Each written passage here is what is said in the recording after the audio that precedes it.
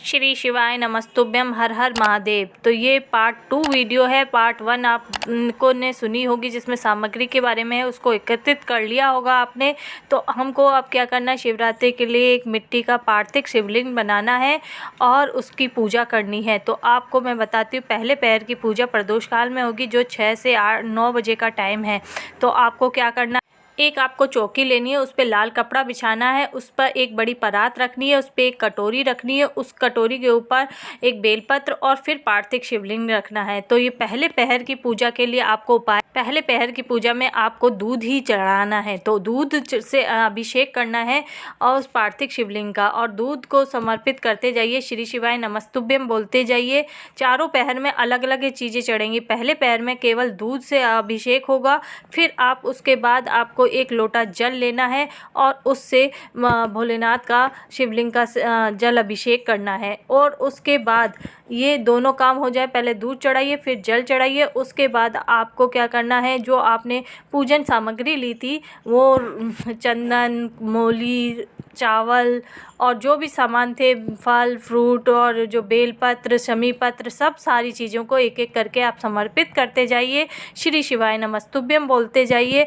और उसके बाद आप क्या करिएगा, एक घी का दीपक जलाकर भोलेनाथ की आरती करिएगा। तो ये पहले पहर की पूजा में आपको ये सब करना है। जब आरती कर लेंगे तो आपकी पहले पहर की पूजा शुरू हो जाएगी। आपके फैमिली के जितने भी मेंबर हैं सभी को इस पूजा में बैठना है और सभी इस पूजा को करें। तो ये पहले पहर की पूजा हो जाएगी।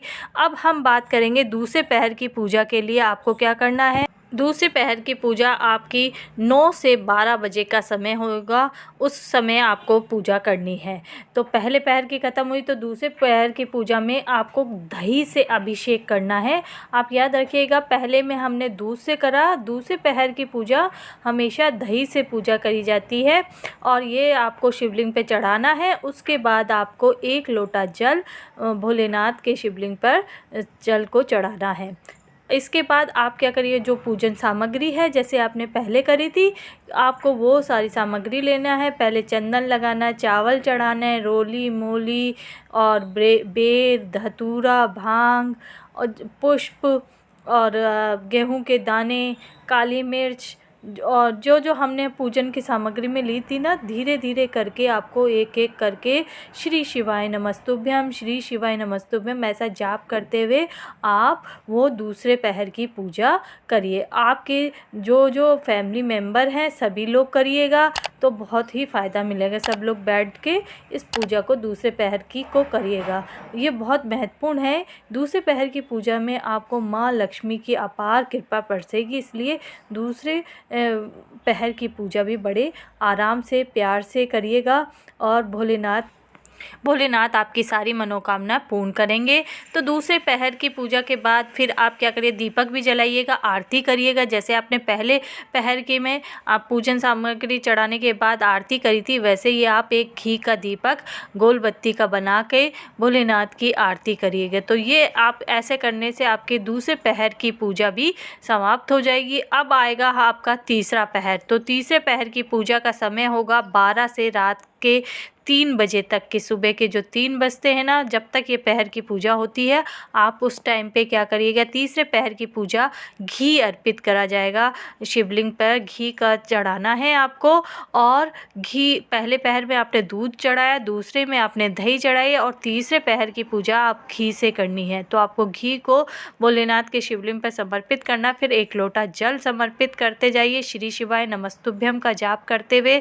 और फिर वो जो पूजा की सारी सामग्री होती है वो वैसे ही करनी है जैसे आपने पहले पहर की पूजा में करी थी, उसी तरह से दूसरे पहर में हुई और इसी तरह से आप तीसरे पहर की पूजा में होगी। जो भी मेवा मिष्ठान थे वो सारे चढ़ाने हैं और आपको जैसे धतूरे का फूल होता है वो भी आपको समर्पित करना है, श्री शिवाय नमस्तुभ्यम बोलते हुए। और जब ये आप सारी चीज़ें चढ़ा लें उसके बाद फिर आपको आरती करनी है, एक दीपक जलाना है घी का और उससे आपको आरती करनी है और आरती करते जाइए।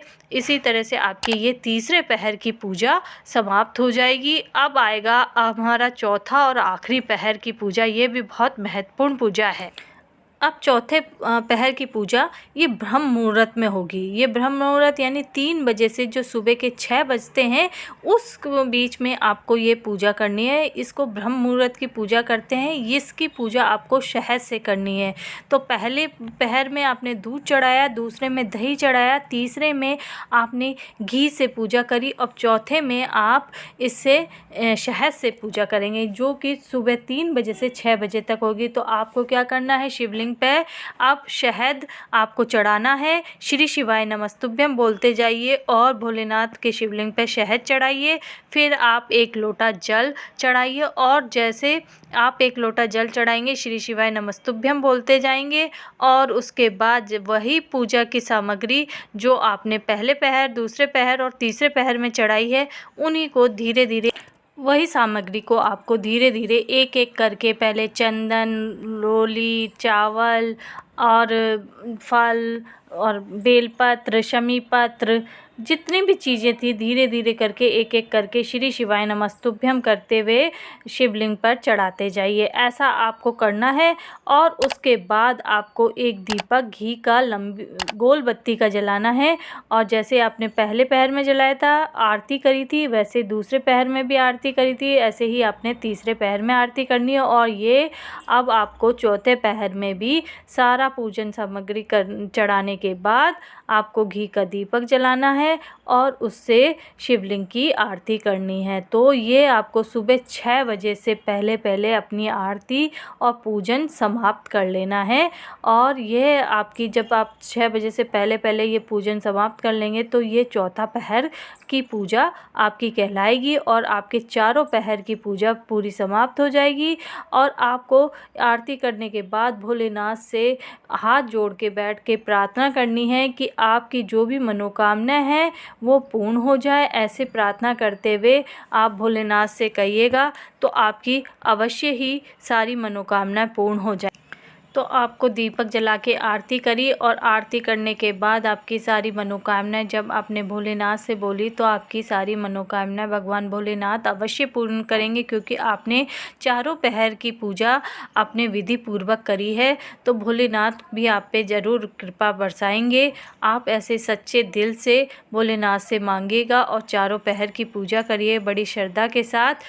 साल में एक शिवरात्रि आती है, महाशिवरात्रि। वैसे तो महीने में मासिक शिवरात्रि पे भी ये उपाय कर सकते हैं। अगर आपने 3 मासिक शिवरात्रि ऐसे ही पूजन करा तो आपकी बड़ी से बड़ी इच्छा भी भोलेनाथ अवश्य जल्दी से जल्दी पूर्ण करेंगे। कहते हैं 3 महीने में आपकी सारी इच्छा पूर्ण हो जाएंगी। वैसे तो भोलेनाथ ऐसी पूजा करने से 3 दिन में भी आपकी सारी मनोकामना पूर्ण कर देंगे। अब हम करेंगे इस पूजा करने के बाद इनका विसर्जन बहुत ज़रूरी है।